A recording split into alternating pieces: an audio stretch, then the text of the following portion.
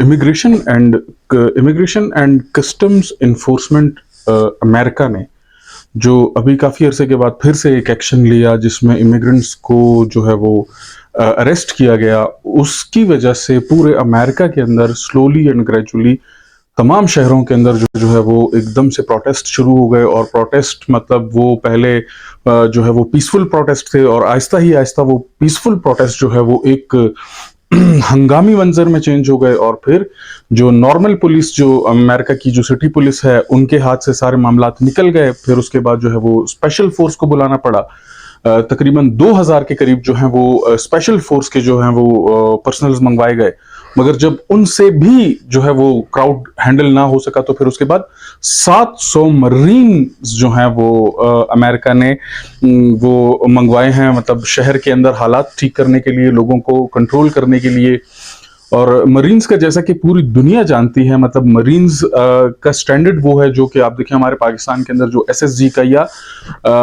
जो ज़रार कंपनी वगैरह वाला जो स्टेटस होता है, मरीन्स का बेसिकली वो स्टेटस है। मगर in the cities of America हालात इस कदर जो है वो एकदम से डिस्टर्ब हो गए कि मरीन्स को बुलाना पड़ा है। ये बात जो है वो बेसिकली शुरू हुई, ये बात जो है ना, ये बात बेसिकली 6 जून को जब आइस ने एक जगह के ऊपर, अमेरिका में ही लॉस एंजलिस के अंदर एक जगह के ऊपर रेड करके वहां से 20 लोगों को गिरफ्तार किया। और उन लोगों को गिरफ्तार करते ही जो है वो आम पब्लिक ने एकदम से प्रोटेस्ट करना शुरू कर दिए और हंगामी सी सिचुएशन बन गई। मतलब उनका कहना यह था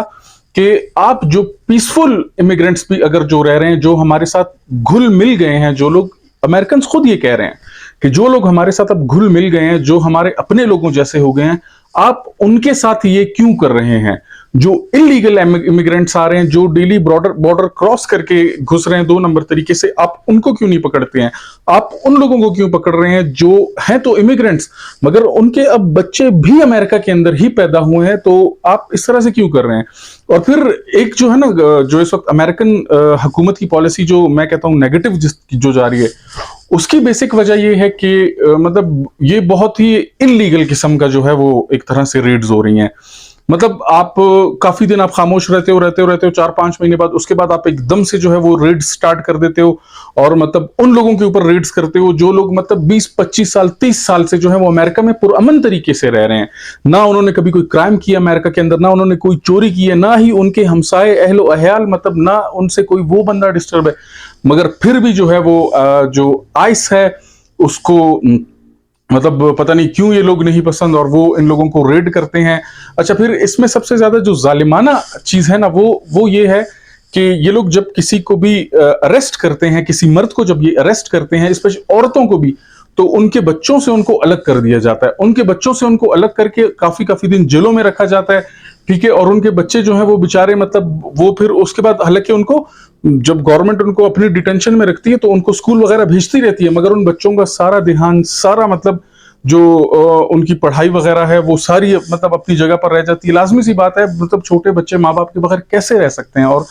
मतलब जब एकदम से एक बच्चा स्कूल गया हुआ हो और जब वो स्कूल से वापस आया और उसको पता लगे कि उसकी माँ एक अलग डिपार्टमेंट के पास है और बाप एक अलग डिपार्टमेंट के पास है और उनको वापस उनके कंट्री जो है वो डिपोर्ट करने की तैयारियां हो रही हैं, तो मतलब इस सिचुएशन में लाजमी सी बात है बच्चों की क्या हालत हो जाएगी। तो अभी मतलब अमेरिका के हाउस के अंदर, जो पार्लियामेंट हाउस है, उसके अंदर भी हंगामी तौर पर इजलास बुलाए जा रहे हैं और उन इजलास में भी जो है वो मतलब काफी सारे जो ऑपोजिशन के लोग हैं वो यही कह रहे हैं कि ये डोनाल्ड ट्रंप की तरफ से और उनकी हुकूमत की तरफ से एक जुल्म किया जा रहा है अमेरिकन अवाम के ऊपर, और ये अपने ही लोगों के साथ, जो हमारे अपने लोग हैं, ये उनके साथ ही आप इस तरह से कर रहे हैं। ये वो लोग हैं जो हमारे साथ उठे बैठे हैं, जो हमारे साथ खाते पीते हैं, जो हमारी फैमिलीज की तरह हैं, और आप इन्हीं के ऊपर जुल्म कर रहे हैं और इनको आप लोग जो है वो गैर कानूनी तरीके से निकाल रहे हैं और ये बिल्कुल जो है वो ह्यूमन राइट्स की वायलेशन आप लोग कर रहे हैं। सारे पार्लियामेंटेरियंस ने ये भी रिक्वेस्ट की है, ये भी डिमांड की है कि इस इदारे को ही खत्म हो जाना चाहिए। उनका कहना ये है कि इस इदारे के रहते हुए जो है वो मतलब हर 5 से 6 महीने के बाद जो है वो ये डिपार्टमेंट वो वायलेशन करता है ह्यूमन राइट्स की। वो बेगुनाह इंसानों को जो है वो डिटेन कर लेते हैं और उसके बाद उनको 5-5 6-6 माह जेलों में जिल्लत जलील करके और फिर जब इनके पास कुछ नहीं होता तो इनको वो बंदे को रिलीज कर ये उस बंदे को रिलीज कर देते हैं, और फिर उसके बाद फिर ये खामोश हो जाते हैं काफी अरसा, और फिर जब इनको पीछे से कोई जो है वो इनको ऑर्डर मिलता है, उसके बाद फिर ये चीज शुरू कर देते हैं, जो कि सरासर ह्यूमन राइट्स की वायलेशन है। आप देखिए ना, अब आपने खुद अब ये किसी छोटे थर्ड वर्ल्ड कंट्री की बात नहीं हो रही है, ये one and only United states of America की बात हो रही है। जो दुनिया का इस वक्त अपने आप को बादशाह मानता है, जो दुनिया की सबसे बड़ी सुपर पावर है और जिसकी इकोनॉमी दुनिया में सबसे ज्यादा स्ट्रांग है, वो पहली बात, वो किसी को इतना इजीली वीजा देते नहीं है। ठीक है, जब आप किसी को वीजा देते हो, या आप लोगों ने जो वहां पे लोगों को अजाइलम में भी रखा हुआ है, आप किसकी खुशी के लिए इन लोगों को जो 20-20, 25-25 साल से इतने अरसे से जिनके बच्चे वहीं पर पैदा हो चुके हैं, आप उन लोगों को भी जो है ये तकलीफ दे रहे हो। ये तो अब आपके अपने लोग हो गए ना। अब अगर आप इसी चीज को जो है ना वो डाइवर्ट करते हो पाकिस्तान की तरफ, पाकिस्तान ने अफगानियों को क्यों निकाला, तो देखें ये जमीन और आसमान का फर्क है। ठीक है, अब अफगानी अगर पाकिस्तान आ रहा है तो वो अफगानी वो हरकतें जो अफगानी अमेरिका जा रही है, जो पाकिस्तानी अमेरिका जा रहे हैं ना, वो अमेरिका जाकर वो हरकतें नहीं करेगा जो वो पाकिस्तान आकर करेगा, या जो पाकिस्तानी अफगानिस्तान जाकर करेगा, क्योंकि ये थर्ड वर्ल्ड कंट्रीज है।